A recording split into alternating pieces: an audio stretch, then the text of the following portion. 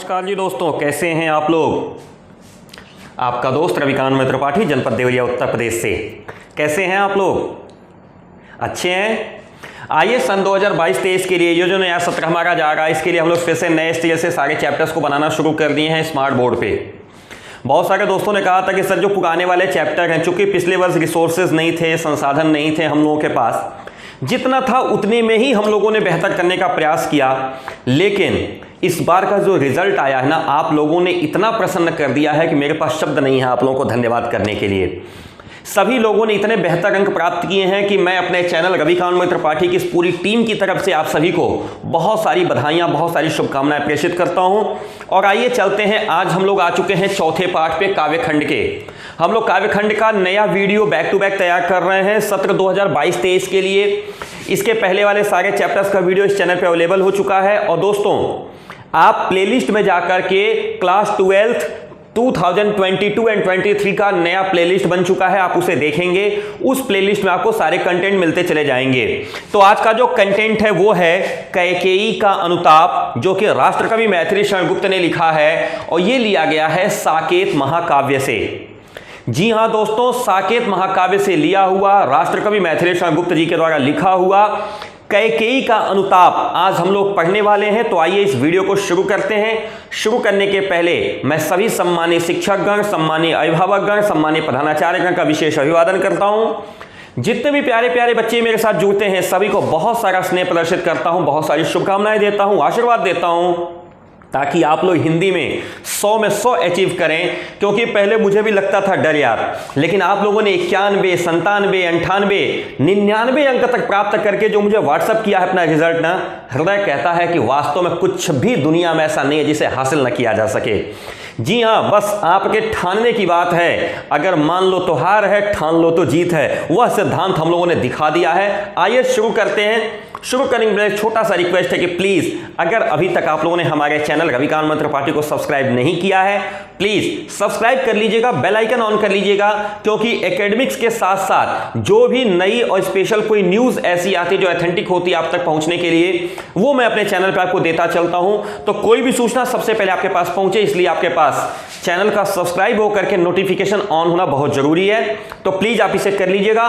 Content अच्छा लगता हो लाइक कर लीजिएगा और अपने फ्रेंड्स के साथ शेयर जरूर करिएगा, ताकि ज्यादा से ज्यादा लोग इससे लाभान्वित हो सकें। Okay, let's start. कैकेयी का अनुताप। जो बच्चे भी यूपी बोर्ड में हैं, चाहे वो सामान्य हिंदी से हो चाहे साहित्यिक हिंदी से, मुझे कोई अंतर नहीं पड़ता। क्योंकि सामान्य हिंदी वाले बच्चों को ये पाठ पढ़ना है और साहित्यिक वालों को तो सब पढ़ना है, इसलिए पढ़ना ही है। तो चाहे आप साहित्यिक हिंदी से हैं चाहे आप सामान्य हिंदी से हैं, दोनों ही बच्चों के लिए ये पाठ है। यह जो पाठ है इसका थोड़ा सा प्रसंग मैं आपको बता दूं कि आप और हम राम की कथा जानते हैं और शायद ही इस हिंदुस्तान में जन्म लेने वाला कोई ऐसा व्यक्ति होगा जो राम की कथा न जानता हो। राम के एक भाई हैं भरत।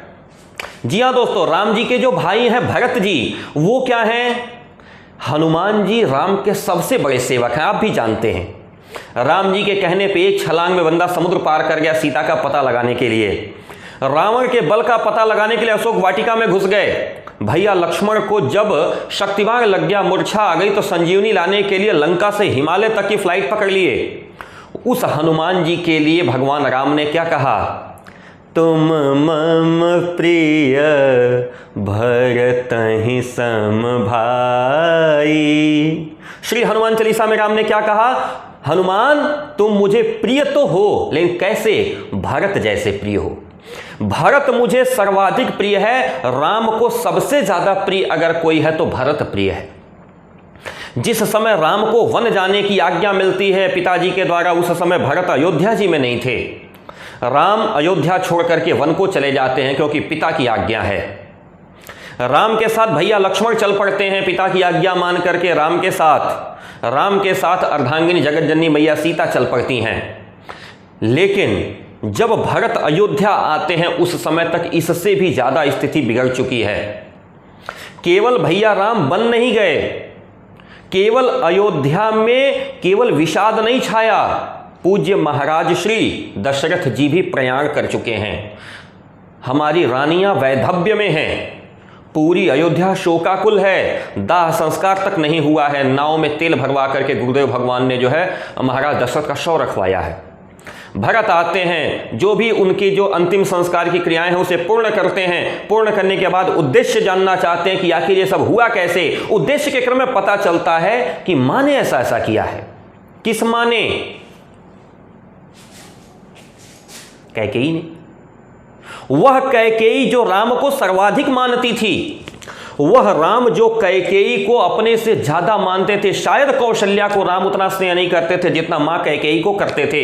वह कैकेयी ऐसा कैसे कर सकती है? भरत जी ने कैकेयी को जो जो नहीं कहना है वो कहा। शायद ऐसा कहा, न मैं कह सकता हूं ना आप सुन सकते हैं। उसके बाद भरत जी ने गुरुदेव भगवान के सामने अपना निर्णय सुनाया कि मैं भैया को मनाने चित्रकूट जा रहा हूं, अगर आप में से कोई मेरे साथ आना चाहे तो चल सकता है। लोगों ने आग्रह किया कि महाराज की आज्ञा मान करके तुम राज्याभिषेक करा लो, क्योंकि महाराज की भी यही आज्ञा है, भैया की भी यही आज्ञा है। भरत नहीं मानता, भरत चल पड़ता है। पैदल चलता है भरत, पैरों में छाले पड़ जाते हैं, लेकिन भरत पहुंचता है। लेकिन उन भरत के साथ अयोध्या की पूरी जनता है, तीनों माताएं हैं, गुरुदेव हैं, जनक जी महाराज हैं, जनक जी महाराज की धर्मपत्नी सुनैना जी हैं, और तमाम सारे लोग उनके साथ हैं। वहां तक पहुंचने के बाद कैकेयी को जो पश्चाताप हुआ है, राम के अयोध्या जाने, महाराज के मरण होने, और जो चारों तरफ विषाद छाया है, भरत ने जो जो कहा है, शत्रुघ्न ने जो जो कहा है, लोगों ने जो जो लांछन लगाया है, सबके बाद जो कैकेयी का स्वयं का पश्चाताप है, वह पश्चाताप आज हम लोग पढ़ने वाले हैं। उसी पश्चाताप को हमारे गुप्त जी ने नाम दिया है अनुताप। कैकेयी के मन का जो क्षोभ है, कैकेयी के मन का जो कष्ट है, जो कैकेयी लोगों को बताना चाहती है, उसका नाम दिया है यहां पर अनुताप। मैं इस पाठ को शुरू करूंगा, लेकिन शुरू करने के पहले मैं आपको एक चीज बता दूं कि मां कैकेयी का इसमें कोई दोष नहीं है। अगर समाज दोषारोपण करता है तो समाज गलत है, और इस बात के गवाह न हम हैं न आप हैं। तीर्थयात्र प्रयाग में रहने वाले भरद्वाज मुनि हैं, जिन्होंने भरत भैया को यह बात बता दिया था कि तात कैकेयी दोष नहीं, हे तात कैकेयी का कोई दोष नहीं है। गई गिरा मति धूति, गिरा यानी सरस्वती ने उनकी मस्तिष्क का परिवर्तन किया था। बेटा कैकेयी का कोई दोष नहीं है। लेकिन कैकेयी अपने आप को इस पूरे सिनेरियो से जोड़ के देखती है, सबके केंद्र में है, और कैकेयी के मन का जो कष्ट है, कैकेयी के मन का जो पश्चाताप है, वो आज हम लोग पढ़ने वाले हैं। आइए, हमको लगता है कि आपको ये मैटर समझ में आया होगा, और अब ये कविता समझना आपके लिए आसान हो जाएगी। भरत भैया पहुंच चुके हैं राम के पास। कुटिया है, शाम का समय है, कुटिया के बाहर बैठकी हो रही है। बैठकी मतलब पंचायत हो रही है, वार्ता चल रही है। वार्ता क्या है? भैया राम बात मान लीजिए, घर चल चलिए। दूसरी वार्ता क्या है? भैया आप घर चल चलिए, मैं भरत मैं वन में रह जाता हूं। भैया आप घर चल चलिए, मैं भरत, लक्ष्मण और शत्रुघ्न तीनों वन में रह जाते हैं। भैया हम लोग 14 वर्ष नहीं, पूरे जीवन भर वन में रह जाते हैं, आप अयोध्या चले जाइए। सबके केंद्र में एक ही बात है, बाकी सब चीजें हैं, लेकिन भैया आप घर चले जाइए।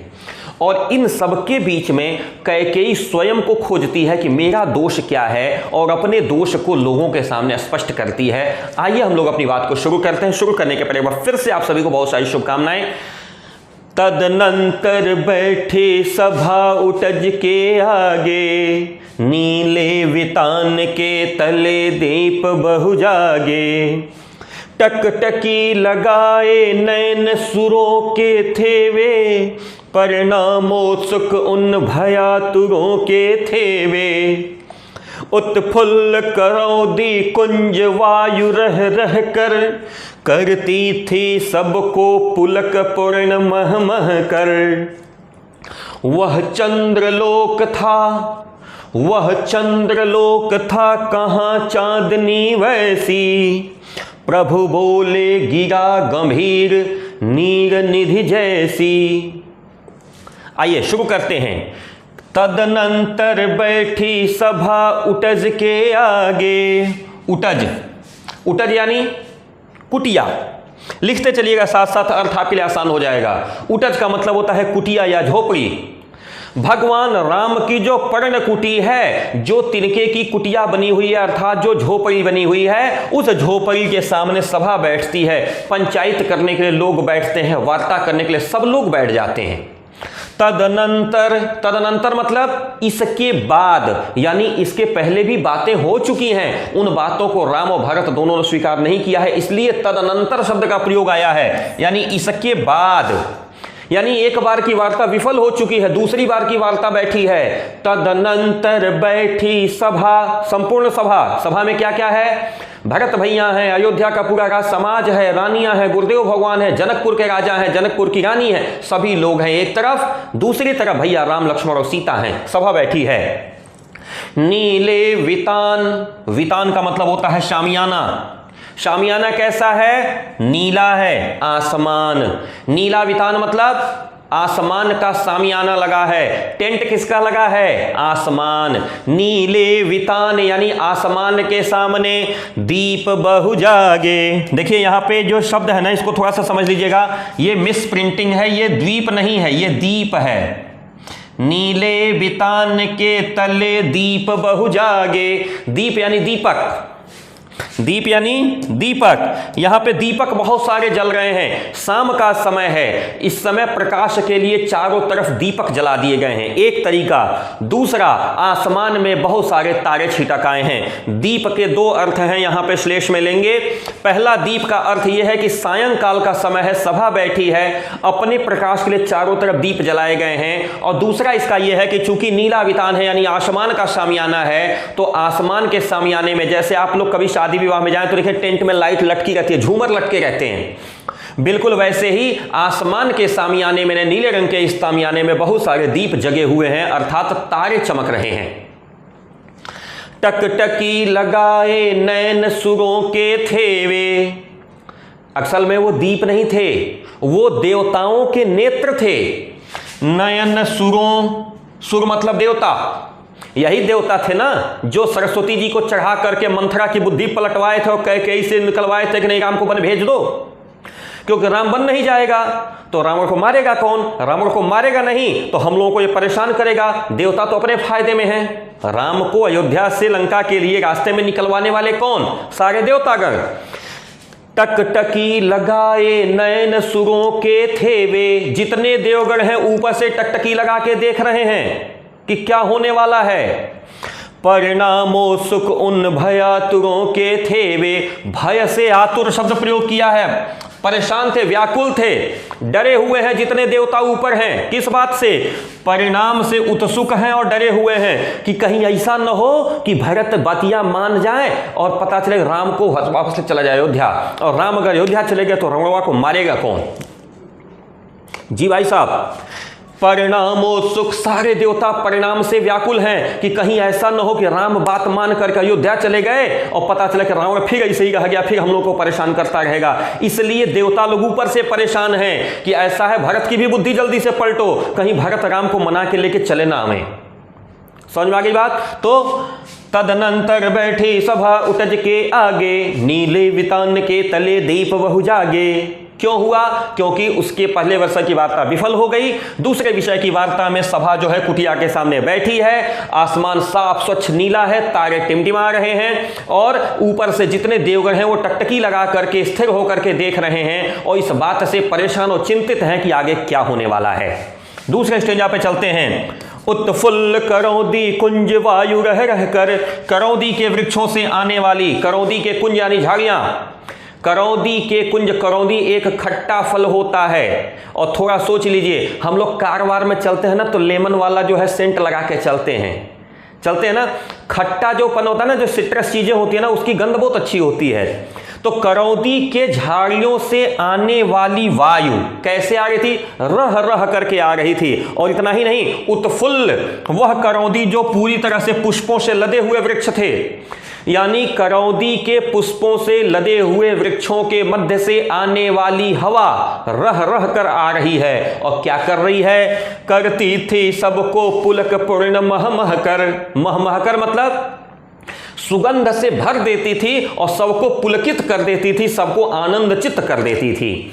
यानी वहां पे अगल बगल जो करौदी की झाड़ियां थी उनमें खिले हुए पुष्पों से होकर के जब हवा आती थी तो वो सबको पुलकित कर देती थी, सबको आश्चर्य से क्या कह सकते, आनंद से, चित्त से भर देती थी। वह चंद्रलोक था वहां चांदनी वैसी। कैसा था? चंद्रलोक था, चंद्रमा के हम लोग आश्रय में बैठे हुए थे। शाम का समय है, मैंने बताया पहले ही, नीले वितान के तले हम लोग चंद्रमा के आश्रय में बैठे हुए थे। उसी समय प्रभु बोले, राम जी बोलते हैं। प्रभु शब्द का जो आया है यहां पे, ये प्रभु शब्द का जो आया है ना, क्या है? ये संज्ञा है लेकिन सर्वनाम की तरह प्रयोग हुआ। प्रभु कौन? राम। प्रभु बोले गिरा, नया शब्द मिला है। गिरा माने क्या होता है? ध्यान दीजिएगा, गिरा मतलब होता है वाणी, इसलिए इसको कहीं विशेष नोट करिएगा। गिरा मतलब वाणी या सरस्वती। जी हां, बिल्कुल एक नया शब्द है, इसको समझिएगा। गिरा मतलब वाणी या सरस्वती। गिरा का मतलब जमीन पे गिरा नहीं। प्रभु बोले गिरा, प्रभु ने बोला, वाणी वचन। कैसा बोला? गंभीर, गंभीरता के साथ। कितना गंभीर? नीर निधि जैसी, जैसा शब्द आया उत्प्रेक्षा अलंकार। नीर निधि समुद्र, नीर निधि, नीर निधि का मतलब क्या होता है? समुद्र। ये फिर देखिए, ये भी नया शब्द आपको मिला है। नीर निधि का मतलब होता है समुद्र। ये सब चीजें नोट करिएगा। प्रभु बोले गिरा गंभीर नीर निधि जैसी, भगवान ने बहुत ही गंभीर वाणी बोली। कितनी गंभीर? समुद्र जैसी गंभीर वाणी बोली। क्या बोला प्रभु ने? आगे देखते हैं। प्रभु का प्रश्न देखिए। हे भरत भद्र अब कहो अभीप्सित अपना, सब सजग हो गए भंग हुआ ज्यों सपना। हे आर्य रहा क्या भरत अभीप्सित अब भी, मिल गया अकंटक राज्य उसे जब तब भी। पाया तुमने तरुतले अरण्य बसेरा, रह गया अभीप्सित तेस तदपि क्या मेरा। तन तड़प तड़प कर तप्त तात ने त्यागा, क्या रहा अभीप्सित और तथापि अभागा। देखिए, राम और भरत दोनों का चरित्र इन 8 लाइनों में आपको दिखेगा। पहली 8 लाइनें कहती हैं, राम ने क्या कहा? समुद्र की तरह गंभीर बात बोली है। क्या बोला है? हे भरत भद्र, भद्र शब्द लगाया है विशेषण में। भद्र का मतलब होता है श्रेष्ठ। हे श्रेष्ठ भरत, अब कहो, कहो भाई, क्या कहना है? अभीप्सित अपना। अभीप्सित नया शब्द मिला फिर आपको। अभीप्सित मतलब होता है मन की बात, जो आपके खोपड़ी में चल रहा है, जो आपके मन में चल रहा है, बोलो। हे भरत अब कहो अभीप्सित अपना। हे भरत अपना अभीप्सित कहो। अभीप्सित का मतलब हो गया मन की बात, जो हमारे माननीय प्रधानमंत्री किया करते हैं। आप लोग सुने कभी मन की बात? हमारे माननीय प्रधानमंत्री नरेंद्र मोदी जी खूब करते हैं मन की बात, हर रविवार को करते हैं। हाँ? हे भरत, कैसा भरत? श्रेष्ठ भरत। हे श्रेष्ठ भरत, अपने मन की बात कहो। सब सजग हो गए, जैसे ही भगवान श्री राम बोले सब चैतन्य हो गए। अच्छा, कुछ होने जा रहा है। इसके पहले तो सब निश्चिंत पड़े हुए थे ना। कह रहे सब सजग हो गए भंग हुआ ज्यों सपना। ऐसा लगा कि कोई सपना भंग हो गया और सब लोग सपने में खोए हुए थे। जैसे ही राम की बात सुनाई दी कि हे भरत, हे श्रेष्ठ भरत, अपनी बात कहो, क्या कहने आए हो, तुरंत सब लोग सजग हो गए। भरत बोल रहा है, डबल इन्वर्टेड कॉमा दूसरा चालू हुआ। यहां से भरत का स्टेटमेंट है, यह राम का स्टेटमेंट था। ये जो स्टेटमेंट है, ये स्टेटमेंट राम जी का है और ये स्टेटमेंट किसका है? भरत जी का है। भरत क्या कह रहे हैं? हे आर्य, भरत ने देखिए क्या लगाया, आर्य। आर्य का मतलब हो गया श्रेष्ठ। हे श्रेष्ठ, क्या रहा भरत, क्या रहा भरत, क्या यह भरत अब भी अभीप्सित रहा है? अभीप्सित का मतलब अब यहां पे क्या लेंगे? इच्छा वाला रह गया है। क्या भरत के मन में भी अभी कोई इच्छा रह गई है? अपने मन की बात यानी अपने मन की इच्छा कहो। कहा हे श्रेष्ठ, क्या भरत के मन में अब भी कोई इच्छा शेष बची है? मिल गया अकंटक राज्य उसे जब तब भी। इतना बड़ा अकंटक राज्य जिसमें कोई कांटा नहीं है, अयोध्या का चक्रवर्ती राज्य जिस भरत को मिल गया हो। अच्छा एक बात बताइए, आपको सब कुछ मिल जाए तो क्या उसके बाद भी पाने की इच्छा रहेगी? कहा भरत, जिस भरत को इतना बड़ा अयोध्या का चक्रवर्ती राज्य मिल गया हो, उस राज्य की भी अब कोई इच्छा बचेगी? कहा कि क्या यह भरत अब भी अभीप्सित बचा है? इतना बड़ा अयोध्या का उसको राज्य मिल गया।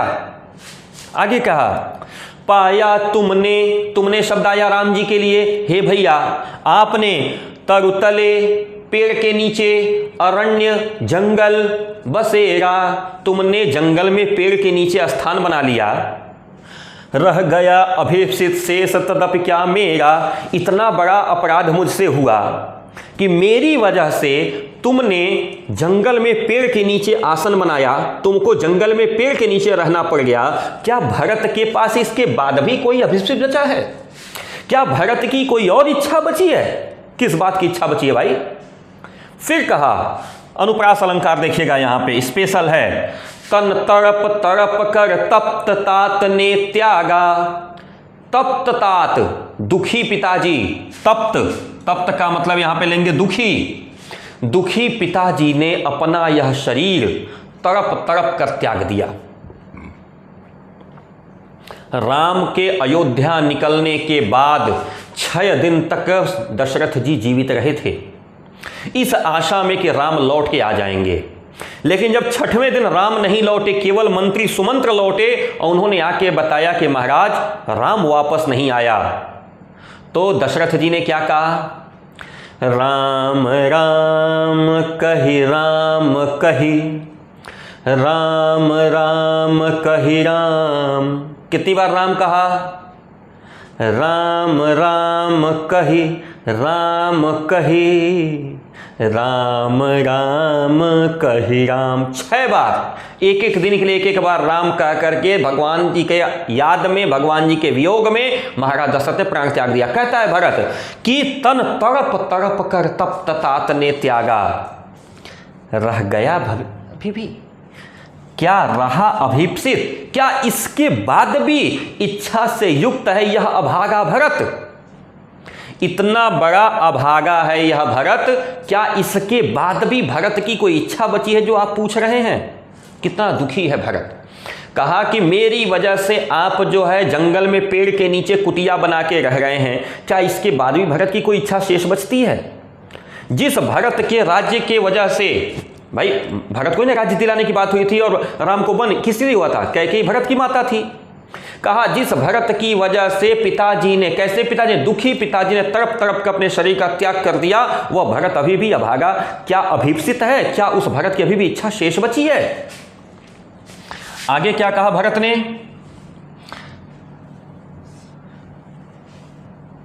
हा इसी अयश के हेतु जनन था मेरा, निज जननी के हाथ हनन था मेरा।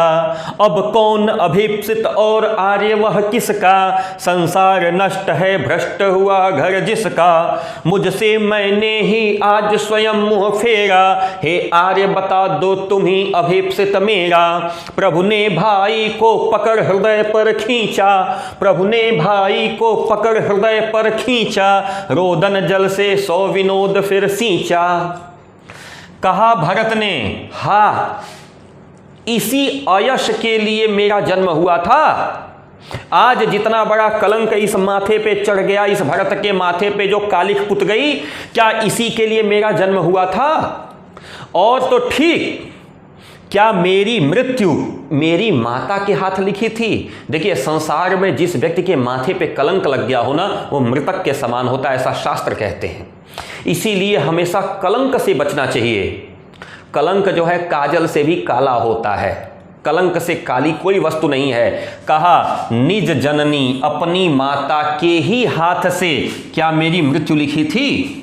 भरत के माथे पे कलंक पुत गया है, कालिख लग गई है। भरत अपनी इस कालिख को मृत्यु तुल्य मानता है। कहा इसी अयश के लिए आज जो मेरा अपयश हो रहा है, आज जो समाज में मेरी बेइज्जती हो रही है, क्या इसी के लिए मेरा जन्म हुआ था? जनन, मेरा जन्म हुआ था और मेरी माता के द्वारा ही मेरी मृत्यु लिखी थी।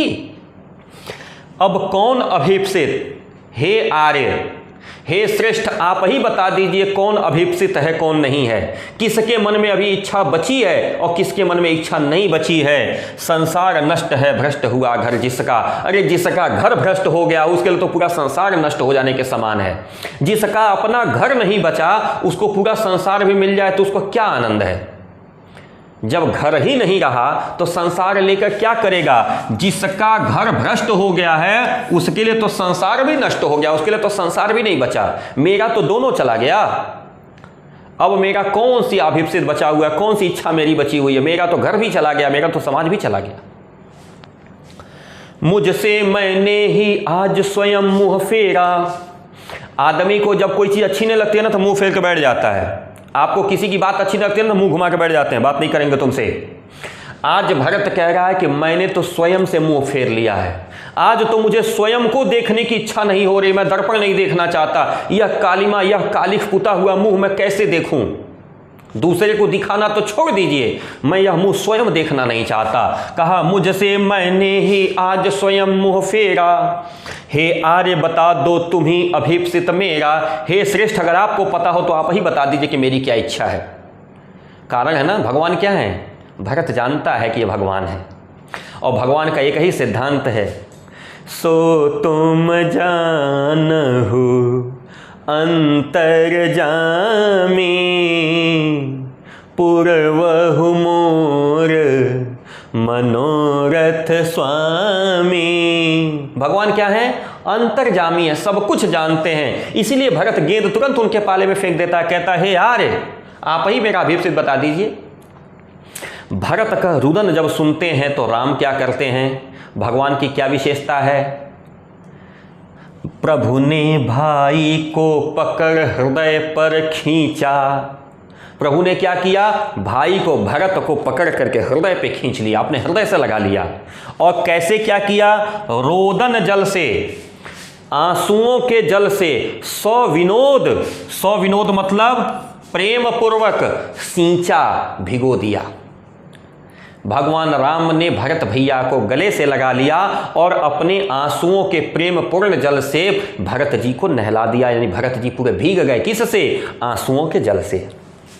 फिर क्या हुआ? राम का स्टेटमेंट नहीं, कैकेयी का स्टेटमेंट है भाई।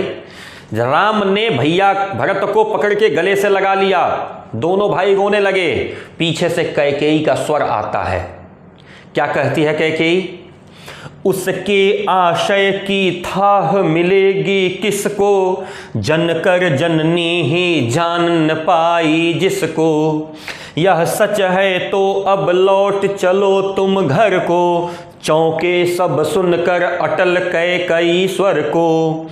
सबने रानी की ओर अचानक देखा, वैधव्य तुषारा व्रता यथा विधुलेखा। सबने रानी की ओर अचानक देखा, वैधव्य तुषारा व्रता यथा विधुलेखा। बैठी थी अचल तथापि असंख्य तरंगा, वह सिंही अब थी हाहा गोमुखी गंगा। क्या हुआ? जैसे ही भैया ने भरत को अपने गले से लगाया, पीछे से कैकेयी बोल पड़ी। क्या कैकेयी बोली? उसके आशय की थाह मिलेगी किसको। राम, इस भरत का आशय क्या है, इस भरत के मन में क्या चल रहा है, इसकी थाह किसको मिल पाएगी। थाह किसे कहते हैं? अंदाजा। थाह का मतलब क्या हो गया? अंदाजा। कहा भरत का क्या आशय है, भरत के मन में क्या चल रहा है, इसका अंदाजा किसको मिल सकता है? जनकर पैदा करके जननी यानी माता मैं ही जिसको नहीं जान पाई, मैंने ही इसे पैदा किया, मैं ही इसे नहीं जान पाई। मैंने तो सोचा था कि इसको राज्य दिला दूंगी तो प्रसन्न हो जाएगा, मुझे क्या पता था कि राज्य की बात करूंगा और ये इतना दुखी हो जाएगा। मैं माता होकर के जिसका स्वभाव नहीं जान पाई, मैं माता होकर के जिसका आशय नहीं जान पाई, उसका आशय किसको पता चल पाएगा। यहां आशय है इच्छा, था का मतलब हो गया अंदाजा। जिस भरत को मैं पैदा की और मैं ही नहीं जान पाई, उस भरत का अंदाजा कौन लगा सकता है। अनुप्रास यहां भी है, ध्यान दीजिएगा। जनकर जननी ही जान न पाई, जिसको जो वर्ण की लगातार आवृत्ति। यह सच है तो अब लौट चलो तुम घर को। हे भैया राम, अगर यह सच है जो मैं अपनी नेत्रों से देख रही हूं, तुम भाइयों का परस्पर प्रेम, तो कृपया अब तुम लौट चलो घर को। कैकेयी ने ये 3 बातें बोली। क्या बोला? कि उस भरत का अंदाजा किसको मिल सकता है जिस भरत को मैंने पैदा किया और मैं ही नहीं जान पाई।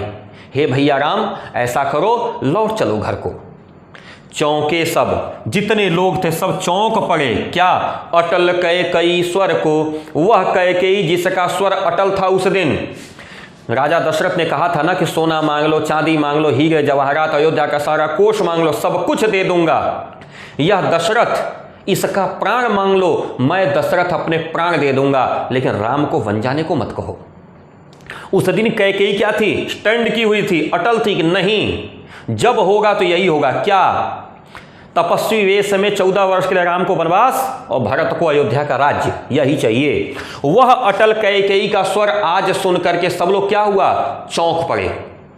कैकेयी की स्थिति देखिए, सबने रानी की ओर अचानक देखा, सबने अचानक रानी की तरफ देखा, क्योंकि आवाज रानी की तरफ से आई, सबने रानी की तरफ देखा। क्या देखा वहां पे? वैधव्य। वैधव्य मतलब विधवापन। रानी कैसी हैं? विधवा हैं, मांग में सिंदूर नहीं है, शरीर पे कोई आभूषण नहीं है, श्वेत वस्त्र में बैठी हुई हैं। वह कैकेयी जो राजा दशरथ की सबसे सुंदर स्त्रियों में थी, अयोध्या की महारानी, आज विधवा बन के बैठी है। कैसी है? वैधव्य। वैधव्य का मतलब होता है विधवापन। तुषाराव्रता, तुषार कहते हैं ओस को। शिमला, मनाली, कश्मीर वाले इस बात को समझें, या आप लोग घूमने गए होंगे तो देखिए बर्फ की चादर जैसे ढक जाता है सब कुछ, बर्फबारी हो जाती है ना। तुषार का मतलब होता है ओस। तुषार से आवृत यानी बर्फ से ढकी हुई। यथा असंख्य तरंगा, असंख्य तरंगों वाली यह कैकेयी आज बर्फ की चादर से ढकी हुई विधवा बन करके बैठी है। वैधव्य, विधवा कैसी लग रही है? जैसे लग रही है कि बर्फ की चादर से ढक गई हो। बैठी थी अचल, कैकेयी अचल बैठी है, हिल नहीं रही है, स्थिर है। तथापि असंख्य तरंगा, फिर भी उसके मन में असंख्य तरंगों रूपी विचार चल रहे हैं। वह सिंही, कैसी थी कैकेयी? सिंहनी के समान मजबूत थी। महाराज दशरथ जब जाते थे देवासुर संग्राम में तो उनके साथ युद्ध भूमि में जाती थी। इतनी शक्तिशाली महिला थी हमारी कैकेयी। कैकेयी साधारण स्त्री नहीं है। वह सिंही अब थी। इस समय क्या हुआ है? हाहा गोमुखी गंगा, आज गंगा की तरह निर्मल और पवित्र और शांत हो गई है। आगे देखते हैं क्या हुआ। जैसे ही लोगों ने कैकेयी की तरफ देखा, कैकेयी दोबारा बोलती है अपनी बात को फिर से पुष्ट करने के लिए। हाँ, जनकर भी मैंने न भरत को जाना, सब सुन ले तुमने स्वयं अभी यह माना। यह सच है तो फिर लौट चलो घर भैया, अपराधिन मैं हूँ भरत नहीं। भरत अपराधी नहीं है। कैकेयी ने तुरंत कहा, अपराधिन मैं हूँ तात तुम्हारी मैया। दुर्बलता का ही चिन्ह विशेष शपथ है, पर अबला जन के लिए कौन सा पथ है। यदि मैं उकसाई गई भरत से हूँ, यदि मैं उकसाई गई भरत से हूँ, तो पति समान ही पुत्र स्वयं भी खोऊं। कैकेयी का स्टेटमेंट, हाँ मैंने पैदा किया लेकिन मैंने भरत को नहीं जाना। मैंने पैदा किया, हाँ जनकर पैदा करके भी मैंने न भरत को जाना, मैं भरत को पहचान नहीं पाई, भरत का स्वभाव नहीं जान पाई। जानने का तात्पर्य है भरत के स्वभाव को जानने से, मैं भरत का स्वभाव नहीं जान पाई। और देखिए सिर्फ मैंने नहीं, सब लोग सुनिए, राम तुमने भी स्वयं अभी यह माना है कि भरत के स्वभाव को कौन जान सकता है। भरत का स्वभाव जानते हैं कैसा है? एक लाइन में आपको बता दूं भरत भैया का स्वभाव कैसा है और क्यों भरत को राम सबसे ज्यादा मानते हैं। जिस समय भरत राम को मनाने के लिए अयोध्या जी से निकले हैं भैया, चित्रकूट में हैं, सब लोग गुरुदेव भगवान को रथ में बैठाए हैं, रानियों को रथ में बैठाए हैं, अयोध्या के निवासी यथा योग्य अपने अपने वाहन पे बैठ के चले हैं, भरत भैया पैदल जा रहे हैं।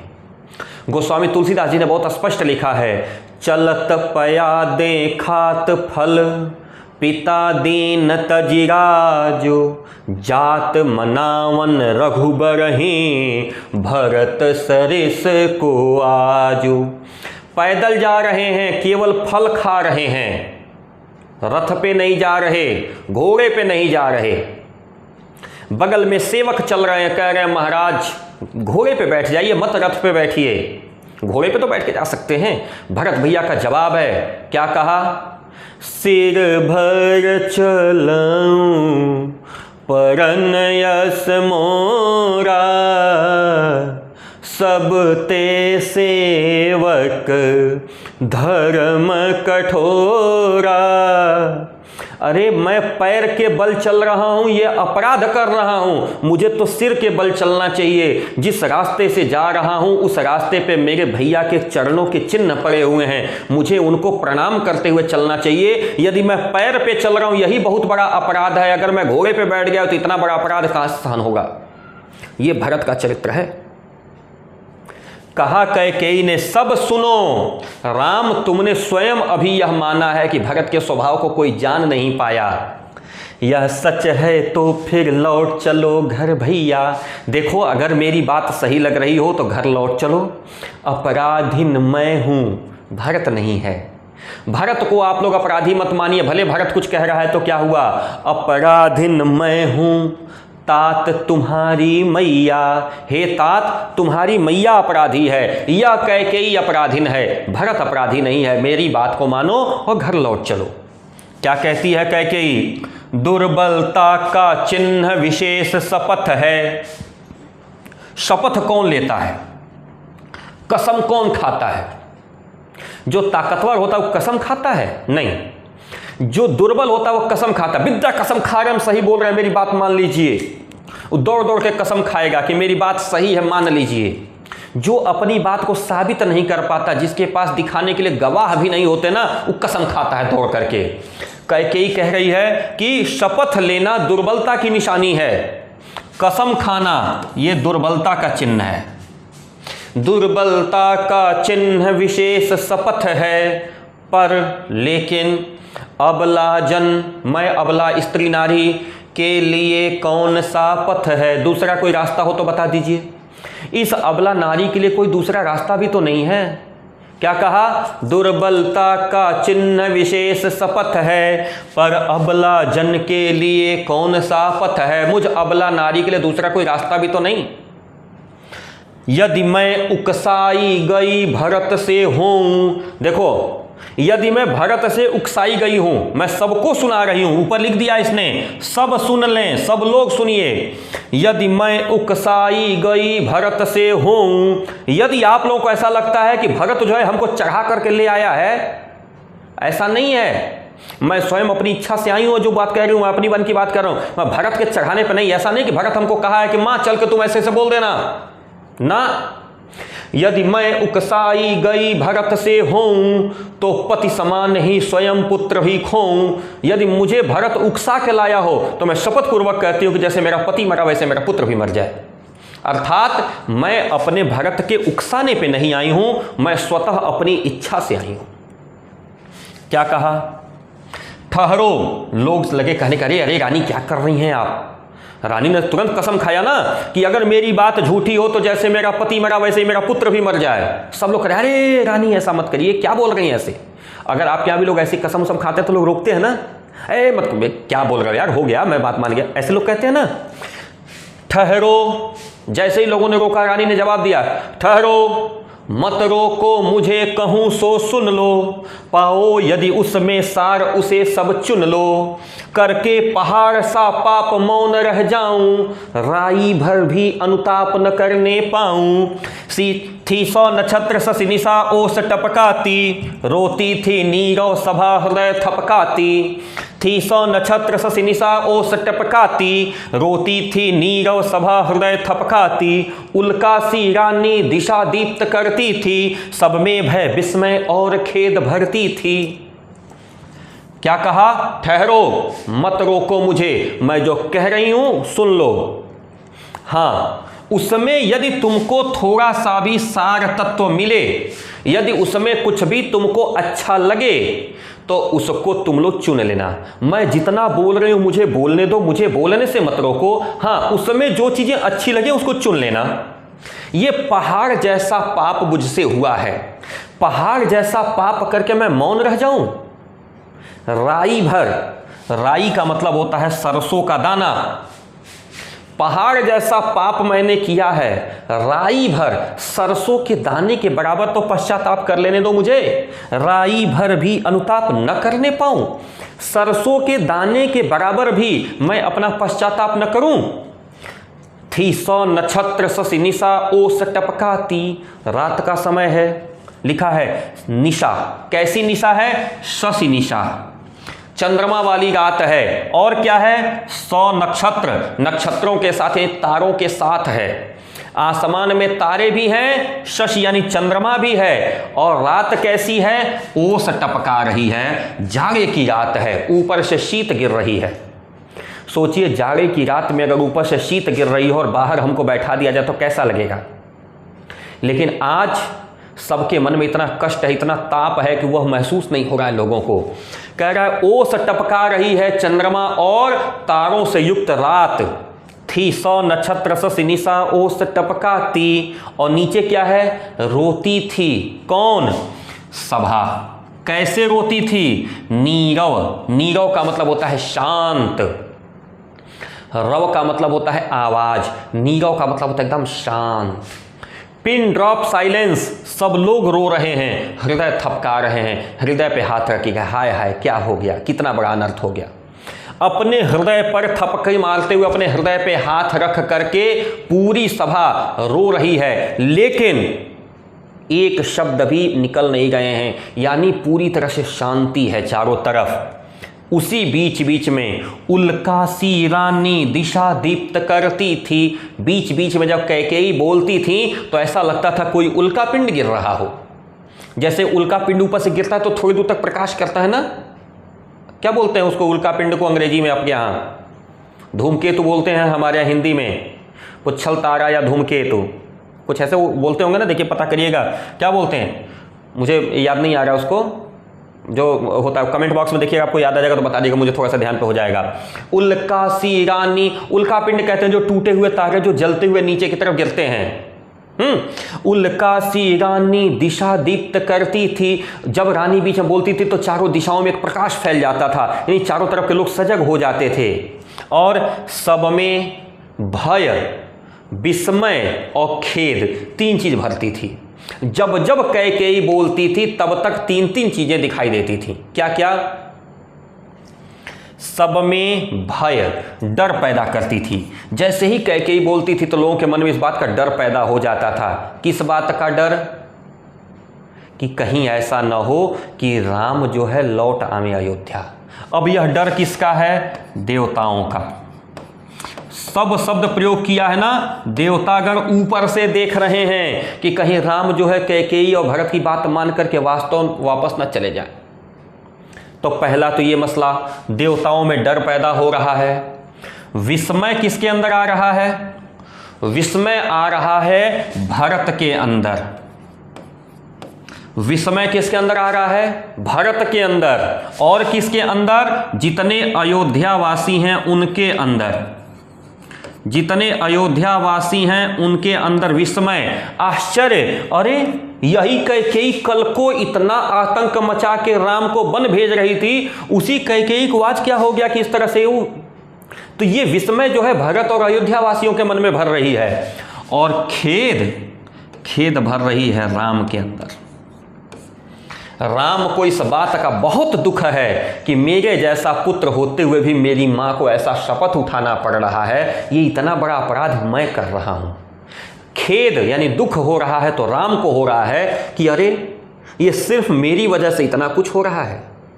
तो रानी उल्का जैसी दिशा दीप्त करती थी, सब में भय, विस्मय और खेद। मतलब जिस तरह के लोग थे, तीन तरह के लोग थे। ऊपर देवगण देख रहे थे, उनके मन में डर पैदा कर दे गई थी। देवता लोग सट से डरा जा रहे थे कि आई दादा कहीं ऐसा न कैकेयी की बतिया मान कर राम वापस अयोध्या चले जाए, तब तो रावण मरेगा ही नहीं मरेगा तो रोज हम लोग को त्रास देगा। भरत और अयोध्यावासी इस बात से परेशान है कि अरे यही कैकेयी आज क्या हो गया, पलट गई इतनी तेज। और राम को इस बात का कष्ट हो रहा है, खेद हो रहा है कि मां होकर के वो इस तरह से बोल रही है और हम पुत्र होकर सुन रहे हैं। ये दुख राम को है। आइए आगे चलते हैं। कैकेयी फिर कहा, कैकेयी चुप नहीं बैठी। क्या कर सकती थी मरी मंथरा दासी, मेरा ही मन रह सका न निज विश्वासी। जल पंजरगत अब अरे अधीर अभागे, वे ज्वलित भाव थे स्वयं तुझी में जागे। पर था केवल क्या ज्वलित भाव ही मन में, क्या शेष बचा था और मन में।